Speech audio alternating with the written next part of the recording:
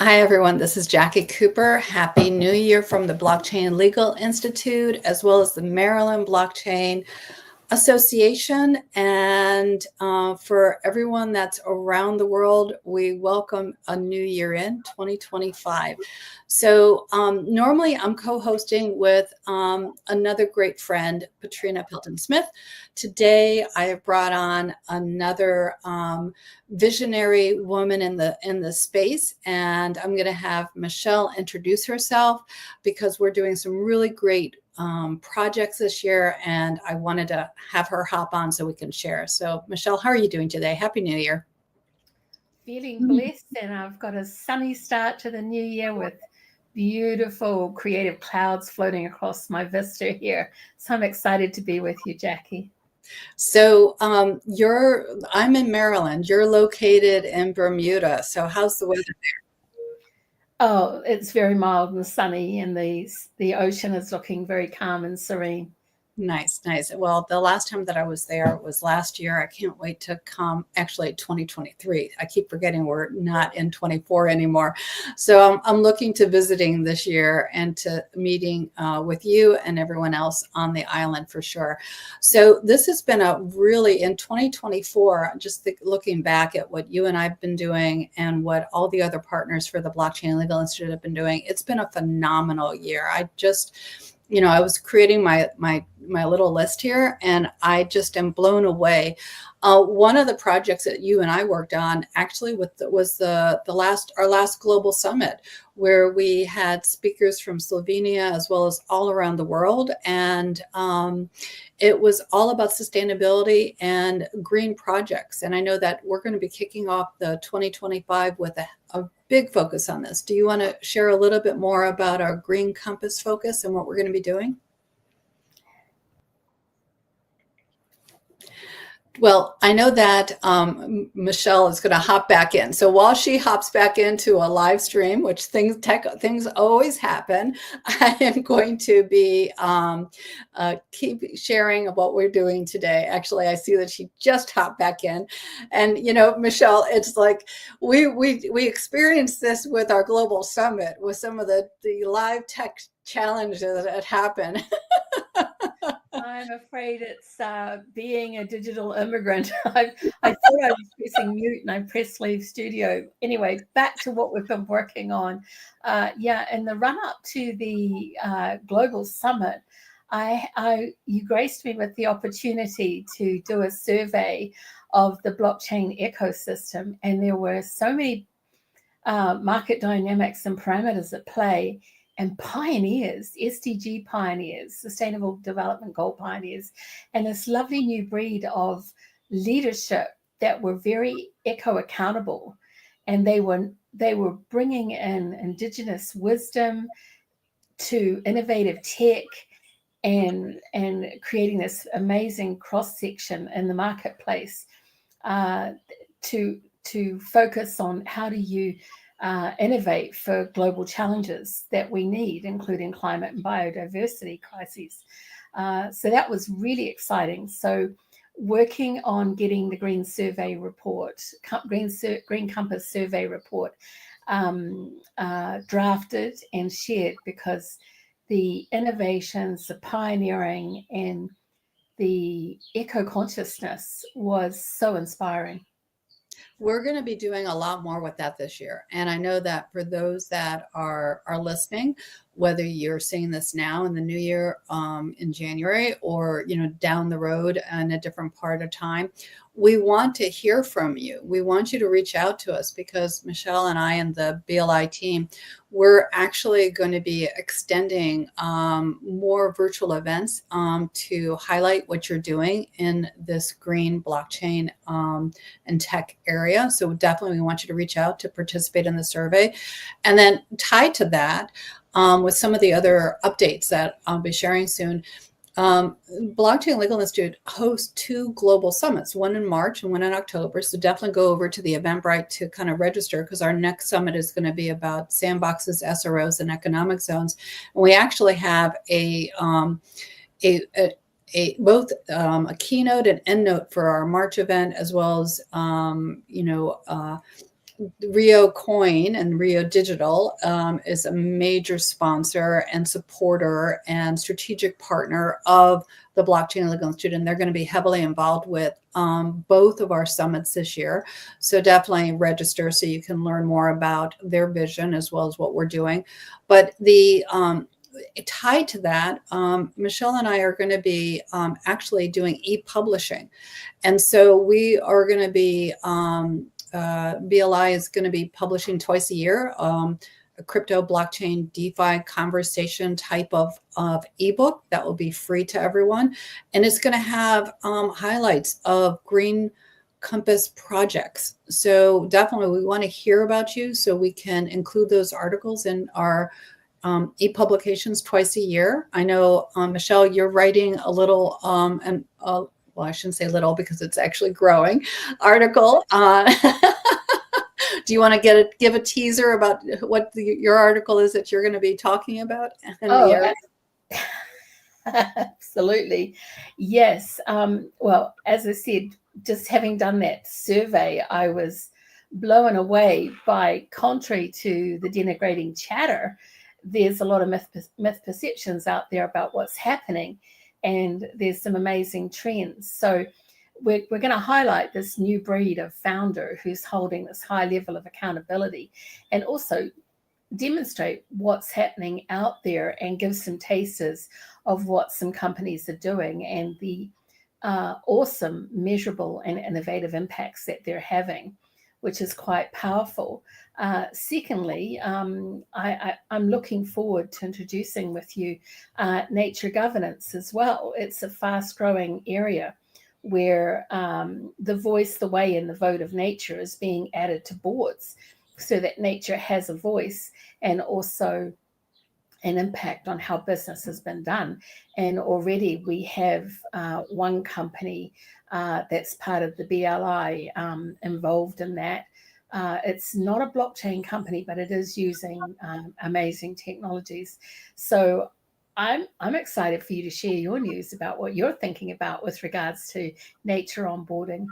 Yeah, no, I appreciate that. So, when we stepped into 2024, the Blockchain Legal Institute had been formed in 2023. And for those that it's a centralized library of decentralized resources. And we actually launched this year, in the last month, a whole new homepage, and we're focusing more on blockchain news and media, but we're still continuing the educational workshops and outreach to include continuing legal education. So for those that need continuing education, if you're in the legal area and want to know more about compliance, definitely hop over so you can get your self-study credits and other credits that you need.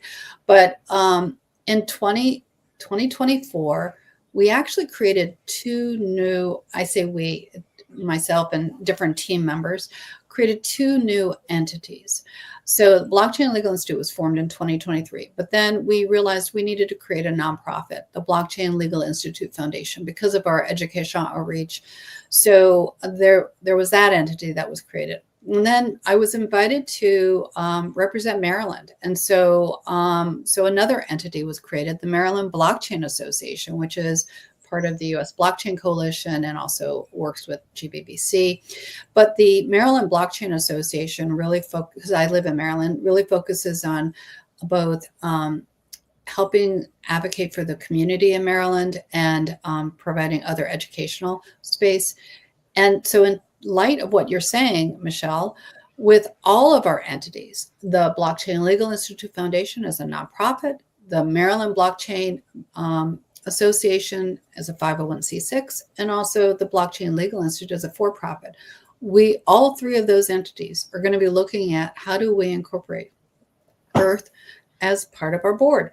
And so I'm excited to share the journey with everyone, both, through video storytelling, as well as through the blogging that will happen, because we all believe in helping our planet. And so I also, as everyone knows, I'm all about taking action steps.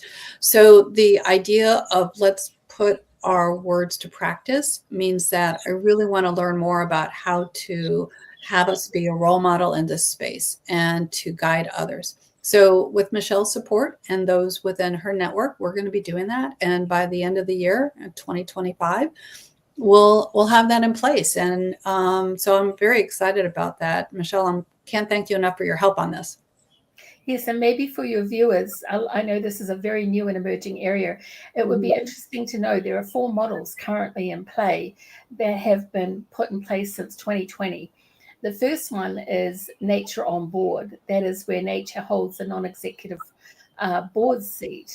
And I myself have committed all of 2024 to training as a nature's guardian to be the voice of nature and allow for nature to contribute to the decisions that are being made. And there's been some very interesting outcomes reported by companies who've done this.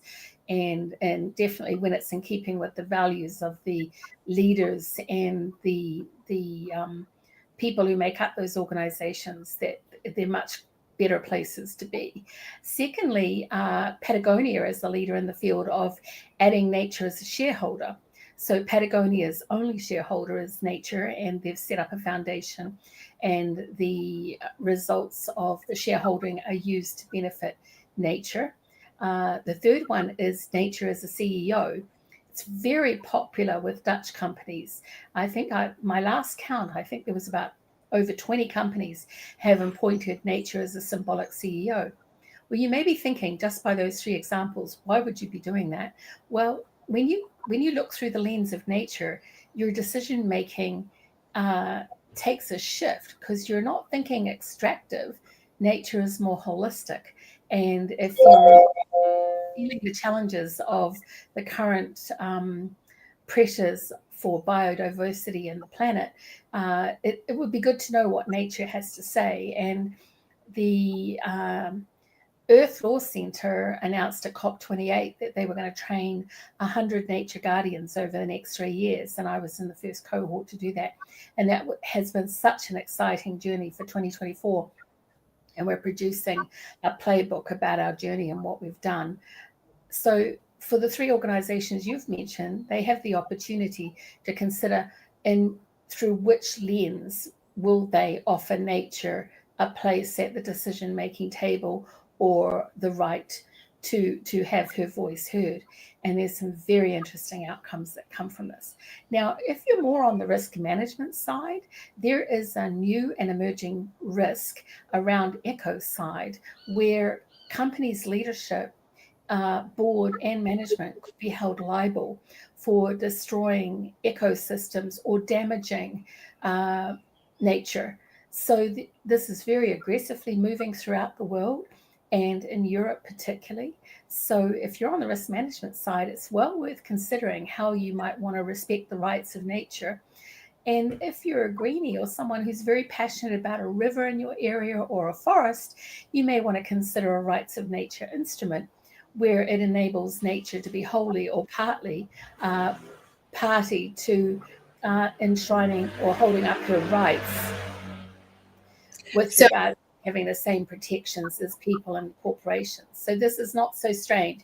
People have rights, corporations have rights for about 600 years. We're just really late to the party bringing nature to the table. I know that for those that are listening and are interested, we'll definitely put the links in the blog below of the live stream. So that way you'll be able to learn more and know how to reach out to us on all these. And I'm excited in learning and then doing some more virtual conversations. So that way people can also learn with us, because I know that you and everyone else that you're working with is very knowledgeable, but this is new to many of us.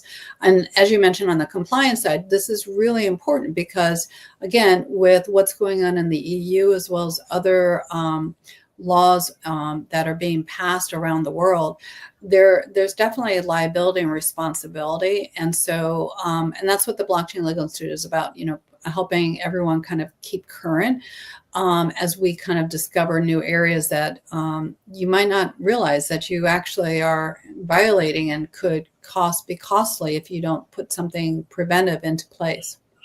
Absolutely, and like innovative technologies in the blockchain ecosystem, which is evolving so rapidly, it's really good to know what else is moving along in tangent with us, but may also be in keeping with our professional development. I myself stepped off my career and said I want to now be working at the crossroads of nature and business. I'm not interested in making more money or being extractive or damaging my planet. I'm interested in working in league with our planet. And just in case anyone was counting, the fourth example is nature as an inspiration. And I'll just wrap this up with a quote from the founder of Patagonia. There's no business on a dead planet. We are nature and nature is us. So this is not as strange as it may first sound to you. And I hope you're open to learning more. Yeah, no, this is really exciting. And I definitely appreciate everything that you've been doing with us and for us. For those that have been following the Blockchain Legal Institute, you probably have seen over the last year that we've been at a variety of conferences. And I was just, making a little list as to where we've been, because I know that we're going to be at different conferences that partners and part of the community can also find us again this next year. But last year we were at the Government Blockchain Association conferences, and definitely we're going to be participating again in this next year. And then we also were at the Bitcoin conference. Everyone or those might know that I'm both a Bitcoin miner as well as the author of the Bitcoin Cinderella books. So we were at the Bitcoin conference giving out our books, and I also participated in their CLE day, which is also another reason why I decided that Blockchain Legal Institute would launch its CLE workshops to help with vocabulary development for our legal profession. But we were also involved in hackathons. So we were at ETH Denver. And we also spoke at ETH Denver. And we were at the Wyoming Stampede speaking, as well as I spoke at ETH Toronto. And I can't forget the Bitcoin Summit that we're at, and also the Blockchain Association event in December. That was a phenomenal compliance event that really kicked off the year in terms of where the trends were in the compliance area. And I'm just kind of looking at all the things. And actually, the logo right at the top over your head, Michelle, is the Crypto Blockchain DeFi Conversation Cruise. I cannot forget that. Most of our events are virtual, but this was a really phenomenal think tank cruise that BLI hosted. And we went to St. Kitts, St. Thomas, and St. Martin, and met a lot of great individuals within the government and the news, as well as other individuals on board. And there's going to be video streaming from the conversations that happened for that conference, and I'm really excited about that.